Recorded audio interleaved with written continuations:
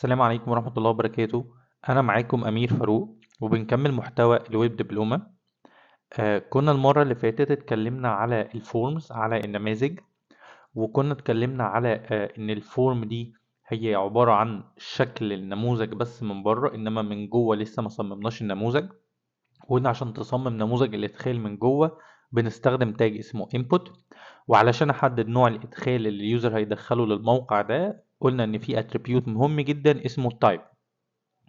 المرة اللي فاتت اتعرفنا على التكست والباسورد والسيرش والنمبر والديت، والنهاردة هنكمل الجزء الثاني من الانبوتس تايب المتاحة عندي في HTML5. لو انت لسه ما اتفرجتش على الفيديو اللي فات الخاص بالتايبس والفورم لازم تروح بسرعة تتفرج عليهم علشان تقدر تكمل معانا السيشن بتاعت النهاردة، لان هي الجزء الثاني معتمدة على اللي احنا قلناه في الفيديو اللي فات. سريعا كده تعالوا ندخل في السيشن النهاردة. احنا كنا اخر حاجة وقفنا عندها الديت، وكنا بنقول ان الديت ده بيديك امكانية ان انت تختار من الكالندر تختار النتيجة اللي انت عايزها. فكنا بنضغط على علامة الكالندر ونختار النتيجة دي. فده في حالة ان انت عايز تختار ايام. طب في حالة ان انا عايز اختار وقت، لو انت عايز تختار وقت في عندي رقم 6 input type اسمه time. input type اسمه time، يعني انا مثلا بعمل ويب سايت بحجز بيه مثلا تذاكر، تذاكر فيلم، تذاكر ماتشات، ايا كان مثلا حاجه ليها علاقه بالوقت. فعايز اقول له مثلا ليبل، عرفته بالليبل ده ان احنا عايزين دلوقتي نتكلم على التايم. الانبوت بتاعي input type time. نروح نشوف شكله هيبقى عامل ازاي. نعمل كده ريفرش على الموقع بتاعنا، نبص نلاقي عمل لي شكل ساعة، شكل كلوك. لو ضغطت عليها تبتدي تختار الساعة، انت عايز الساعة كام، عايز الساعة، عايز الدقايق قد ايه، عايز اي ام ولا بي ام. يبقى انا ديت اقدر اختار التاريخ، وتايم اقدر اختار الوقت بتاعي. طيب في برضو عندي رقم 7 input type radio button. ايه radio button ده؟ radio button بيديني امكانية ان انا ادي لليوزر مجموعة من الخيارات علشان هو يختار ما بينها اختيار واحد فقط. اختيار واحد فقط يعني ايه؟ يعني مثلا على سبيل المثال بقول لليوزر الجندر بتاعك، الجندر بتاعك ميل ولا فيميل، فانا بديله اختيارات وعايزه يختار من الاختيارات دي اختيار واحد فقط. فلو انت عايز اليوزر تديله امكانية انه يختار اختيار واحد فقط بستخدم التايب اللي هو راديو بوتون. طيب تعالوا نشوف كده ممكن يبقى شكله عامل ازاي. وليكن مثلا قلت له ليبل، وقلت له الليبل هو عبارة عن جندر، وعملت له input type radio button. لو شفت المنظر كده تعالوا نشوف شكله هيبقى عامل ازاي. جندر، وانت تختار بقى هنا، طب هختار ايه، هي دي الميل ولا فيميل، يبقى انا لازم اعمل لها هي كمان ليبل، فاروح اقول له كده ليبل ميل، الاختيار ده بتاع الميل. يبقى انا كده محتاج ان انا اعمل كمان اختيار لمين، للفيميل. يبقى انا محتاج اعمل كمان input type وبرده ready button، وبرده اروح اعمل له الليبل بتاعه علشان يبقى معرف اليوزر هو المفروض بيختار ايه هنا. فاروح اقول له كده فيميل. طبعا نروح دلوقتي كده نعمل ريفرش، يبقى انا عندي دلوقتي بقول له جندر ميل ولا فيميل. المفاجأة بقى ان انا لو ضغطت هنا على ميل وفيميل هلاقي الاتنين بيتحددوا. ايه ده؟ انت لسه دلوقتي كنت بتقول ان ريدي بوتون هو عبارة عن اختيار واحد فقط ما بين الخيارات اللي انت بتديها. انت دلوقتي اديت له خيارين الميل والفيميل وهو قدر ان هو يختار الاتنين، لان ببساطه انت ما ربطتش الاختيارات دي ببعضها. يعني ايه؟ يعني رادي بوتون هو بيعمل مجموعه من الاختيارات، انا بقى محتاج اربط الاختيارات دي واقول له مجموعه الاختيارات دي بتاعه السؤال اللي اسمه الجندر، مجموعه الاختيارات دي بتاعه السؤال اللي اسمه كذا. يعني كل مجموعه اختيارات انا محتاج اعمل لها جروب مع بعض، محتاج اربطهم ببعض. طب اربطهم ببعض ازاي؟ الموضوع سهل جدا، اديهم نفس الاسم، سميهم نفس الاسم. لو انت سميتهم نفس الاسم يبقى ده معناه كده ان انت اديت لهم نفس الخيار. طب وبسميهم نفس الاسم ازاي؟ برضو الموضوع في منتهى السهولة.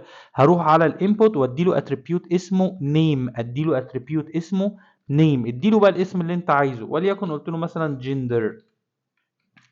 ونفس الكلام هنا رحت مديله نيم وقلت له برضو جندر. يبقى انت لما حطيت نفس الاسم للانبوت ده والانبوت ده، كده انت فهمت ال HTML ان الاختيارين دول مربوطين ببعض.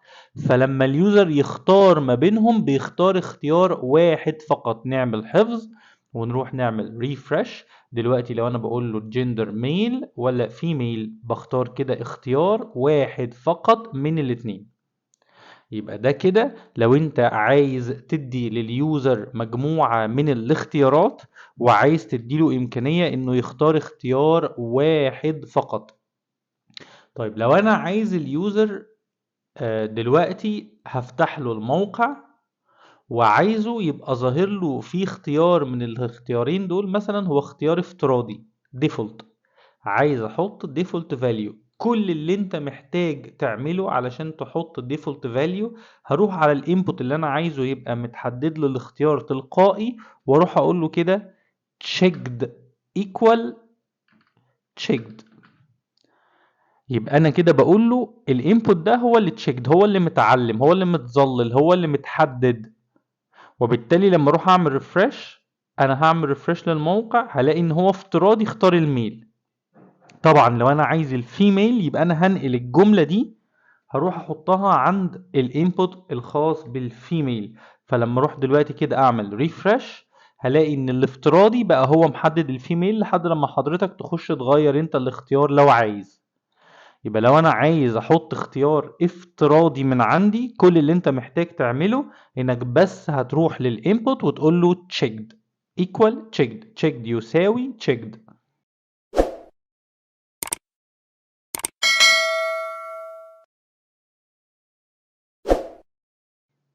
طب افرض ان انا عايز ادي امكانيه لليوزر انه يختار اكتر من اختيار. لو انت عايز تدي امكانيه لليوزر انه يختار اكتر من اختيار، في الحاله دي انت كده مش عايز راديو بوتون. في الحاله دي هروح للنوع التاني اللي اسمه تشيك بوكس. تشيك بوكس هو اللي بيديني امكانيه ان انا اقدر اعرض لليوزر مجموعه من الاختيارات، واليوزر يقدر يختار ما بينهم اكتر من اختيار. يعني مثلا عايز اقول لليوزر انت بتحب ايه اكتر عربيه، اكتر عربيه مفضله بالنسبه لك. فممكن يكون كذا عربيه مفضله، بيفضل مش عارف مثلا البي ام، بيفضل الهيونداي، بيفضل التويوتا، ايا كان. فهو ممكن يكون في فيفوريت او في مفضل ليه اكتر من نوع. وبالتالي مثلا انا بقول له انت بتحب انهي لون، انا بحب اللون الاحمر واللون الاخضر واللون الازرق. فممكن يبقى الفيفوريت او المفضل عنده اكتر من لون. انا عايز اديله امكانيه انه يختار اختيارات متعدده، يقدر يختار اكتر من اختيارات. في الحاله دي ما اقدرش اقول له راديو بوتون، في الحاله دي بقول له الاختيار اسمه تشيك بوكس. وبالتالي مثلا جيت بقول له هنا كده ليبل، وقلت له مثلا favorite color، ايه هو افضل لون عندك؟ فرحت مديله مجموعة من الاختيارات input type check box، ورحت رايح قايله للتشيك بوكس ده خاص باللون الريد مثلا، ورحت رايح عامل كمان input وقلت له الانبوت ده خاص باللون البلو مثلا، ورحت عامل كمان input وقلت له اللون ده خاص باللون الجرين مثلا، ورحت عامل كمان input وقلت له اللون ده او الاختيار ده خاص باللون اليلو مثلا، اي حاجه. طبعا دلوقتي لو انا عملت ريفرش هلاقي بقى ده شكل التشيك بوكس. راديو بوتون الشكل اللي هو المدور او الدوريه دي اللي انت بتختار او بتسلكت منها حاجه بين الاتنين. التشيك بوكس بيدي لك مجموعه من الاختيارات زي ما انتم شايفين كده، واقدر اختار منها اعمل تشيك، يعني اعمل علامه صح على الاختيارات اللي انا عايزها. تقدر تتشيك اكتر من اختيارات، وتقدر تلغي الاختيار اللي انت اخترته. يبقى الاختيار بالمنظر ده كده اسمه تشيك بوكس. الاختيار الوحيد اسمه راديو بوتون. يبقى تاني، بأكد على المعلومة دي، لو انت عايز تدي امكانية لليوزر انه يختار اختيار واحد فقط، اختيار واحد فقط، يبقى راديو بوتون. اختيارات متعددة يبقى تشيك بوكس. طب افرض ان انا عايز برضو في قيم افتراضية متحددة لليوزر، لو انت عايز في قيم افتراضية متحددة لليوزر، برضو هاجي اقول له هنا كده checked equal checked يساوي checked. فلما اروح اعمل دلوقتي كده refresh، هلاقي ان هو محدد لي فيه اختيار افتراضي. ينفع احط اكتر من اختيار؟ ينفع. هاخد برضو كلمة checked equal checked دي واروح برضو نفس الكلام احطها على الاختيار الافتراضي اللي انا عايزه. فلما اروح اعمل ريفرش دلوقتي كده، هلاقي ان في اختيارين افتراضيين تم وضعهم في القائمة بتاعتي. وبالتالي يبقى انا كده اتكلمت النهارده على التايم، واتكلمت على الرادي بوتون، واتكلمت على التشيك بوكس. رقم 9 input type file. فايل علشان ادي امكانيه لليوزر انه يقدر يختار من الكمبيوتر عنده ملف هيرفعه لي على الموقع بتاعي. انا عايز ادي امكانيه لليوزر يختار ملف من جهازه هو يرفعه على الموقع عندي انا. زي بالظبط كده لما انت مثلا بتدخل على موقع زي الفيسبوك تغير البروفايل بيكتشر، فانت بتاخد الصورة من جهازك انت ترفعها على موقع الفيسبوك. فانا عايز برضو ادي امكانية لليوزر انه يضغط على زرار فيفتح له ملفات الجهاز بتاعه، يختار الملف اللي هو عايزه. طبعا ده تصميم، ده شكل بس، انما لسه برمجة الكلام ده لسه هنتكلم عليها في مراحل متقدمة من الدبلومة دي. طيب يبقى تعالوا نجرب كده. فانا رحت رايح مثلا عملت كده بي ار، ورحت رايح عامل ليبل، وقلت له مثلا بروفايل بيكتشر، وعايز اديله امكانيه انه يختار ملف البروفايل بيكتشر. فرحت رايح قايل له input type file، عملت سيف، واروح على البراوزر عندي اعمل ريفرش، الاقي اداني امكانيه اهو، بيقول لي بروفايل بيكتشر وبيقول لي اختار الملف. لو ضغطت على تشوز فايل هيبتدي ان هو يفتح لي الجهاز بتاعي عشان اقدر اختار منه الملف اللي انا عايزه. يبقى انا دلوقتي كده لو عايز ادي امكانيه لليوزر ان هو يختار ملف من ملفات الجهاز بتاعه، فاقدر ان انا اعمل ده باستخدام الانبوت تايب فايل. هنوقف لحد كده النهارده الجزء التاني من الفورم، مش عايز برضو اكون كترت معلومات كتير عليكم.